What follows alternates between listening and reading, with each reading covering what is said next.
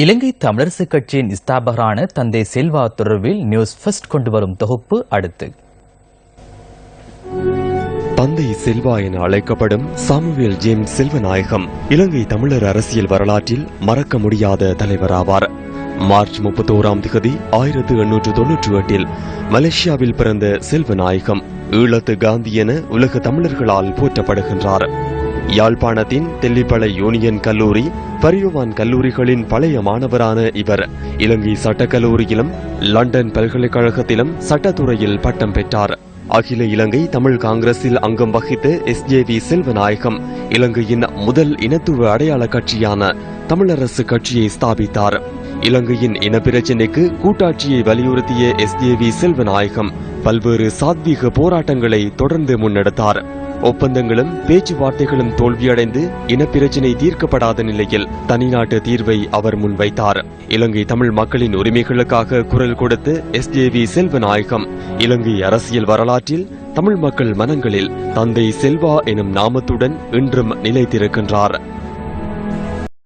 1987 ஆண்டு தமிழீழம் கோரி உண்ணாவிரதம் மேற்கொண்டு தன் உயிர் துறந்த திலீபனின் நினைவு தினம் இன்று அனுசரிக்கப்படுகிறது. அவரின் போராட்ட வடிவம் குறித்த தொகுப்பை தற்போது பார்க்கலாம். திலீபன் என்ற பார்த்திபன் ராசையா 1963 ஆண்டு நவம்பர் 29 பிறந்த இவர் தமிழீழ விடுதலை புலிகளின் ஒரு ஆரம்பகால உறுப்பினரும் ஆவார். இவர் யாழ்ப்பாணத்தில் உள்ள ஊரெழும் பகுதியைச் சேர்ந்தவர்.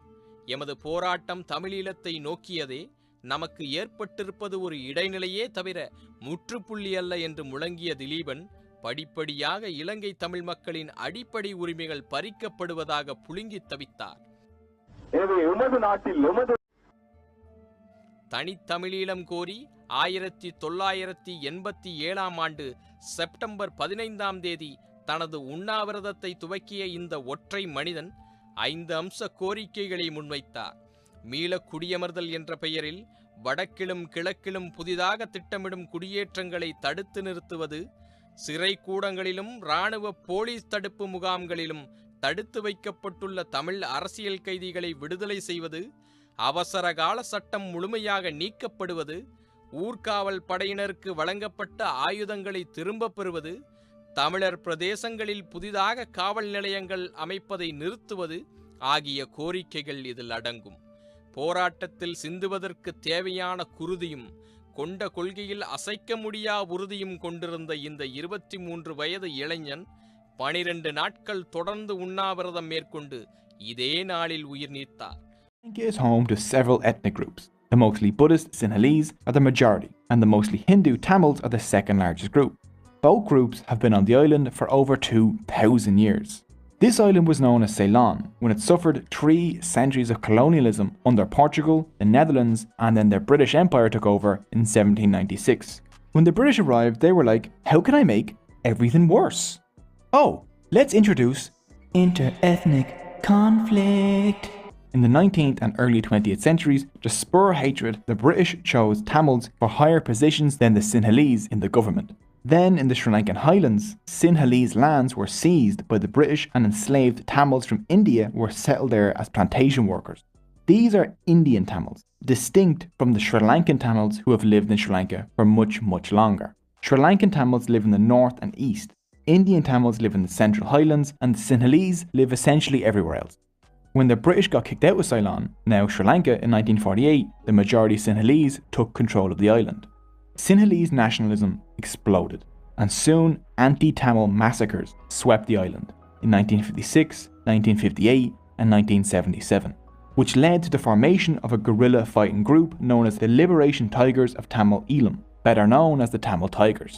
On the 31st of May 1981, the Sri Lankan police burned the Jaffna Public Library to the ground, home to 97,000 books and containing irreplaceable artifacts of Tamil history. Seeing the fire, one Tamil refugee said, "It was as if my entire biography, my history and the history of the Tamils had been destroyed, wiped from the face of the earth as if we did not exist." On July 23, 1983, the Tamil Tigers ambushed and killed 15 Sri Lankan soldiers, causing another anti-Tamil massacre to sweep the country in an event known as Black July. The Sri Lankan Civil War had begun.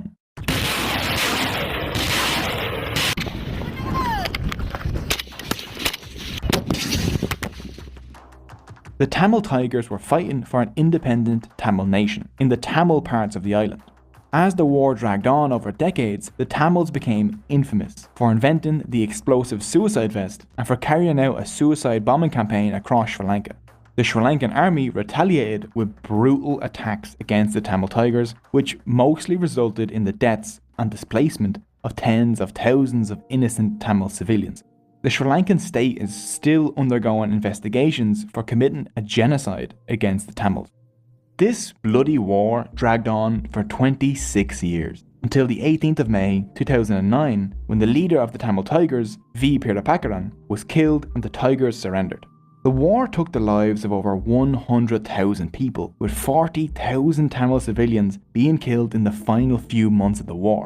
These are rough estimates because a proper investigation hasn't been done. The war caused a mass exodus of Sri Lankan Tamil refugees to India, Australia, Europe and North America. Today, around 8 million Tamils live outside of India and Sri Lanka. From the 19th century onwards, they went as indentured labourers across the British Empire, especially to Malaysia, Singapore, South Africa, Fiji, Mauritius and the Caribbean, where many have kept their Tamil identities. Tamil is actually an official language in Singapore and Malaysia. Well, I think now it's time. இலங்கை இனப்படுகொலையில் தமிழர்கள் கொத்து கொத்தாக கொல்லப்பட்ட நாள் இன்று. மன்னிக்க முடியாத அந்த படுகொலைக்கு திமுகவும் காங்கிரசும் எப்படி காரணமாக இருந்தன?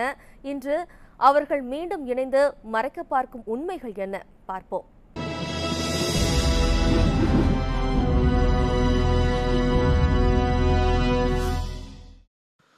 தமிழக முதல்வராக கருணாநிதியும் இந்திய பிரதமராக மன்மோகன் சிங்கும் இருந்த 2008ஆம் ஆண்டில்தான் இலங்கையில் தமிழர் மீதான அடக்குமுறைகள் வரலாறு காணாத உச்சத்திற்கு போனது.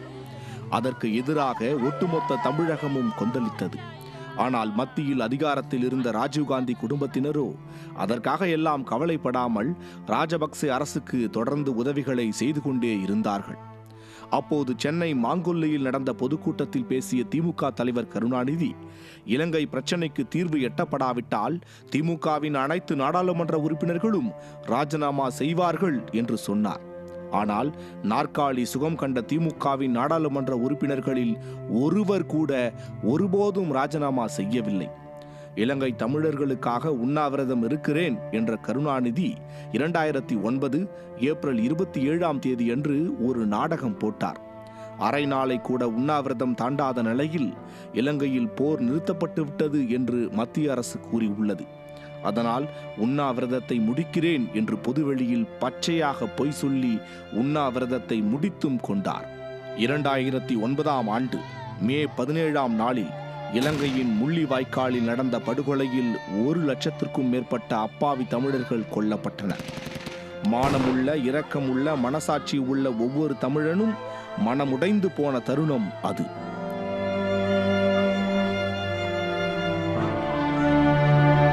இலங்கை தமிழர்களின் விரோதியான காங்கிரசும் அவர்களை நம்ப வைத்து முதுகில் குத்திய துரோகியான திமுகவும் இப்போது மீண்டும் கூட்டணி வைத்துள்ளனர். இலங்கை படுகொலைக்கு காரணம் இந்த 2 கட்சிகள்தான் என்று 2016இல் குற்றம் சாட்டிய வைகோவும் இப்போது அதே கூட்டணியில் இணைந்திருக்கிறார். கொலைகாரன், கொலைக்கு துணை செய்தவன், சாட்சி மூவரும் இணைந்த வினோதமான கூட்டணி இது. தமிழகத்தில் வாழும் தமிழர்களை அன்போடு தாயக தமிழர்கள் என்று அழைத்த நமது சொந்தங்களை, தொப்புள் கொடி உறவுகளான லட்சக்கணக்கான இலங்கை தமிழர்களை கொன்ற இந்த கூட்டணியை மானமுள்ள தமிழர்கள் மறக்கவும் மாட்டார்கள், மன்னிக்கவும் மாட்டார்கள். இது போன்ற முக்கிய வீடியோக்களை உடனுக்குடன் தெரிந்து கொள்ள நியூஸ் ஜே யூடியூப் சேனலை சப்ஸ்கிரைப் செய்யுங்கள்.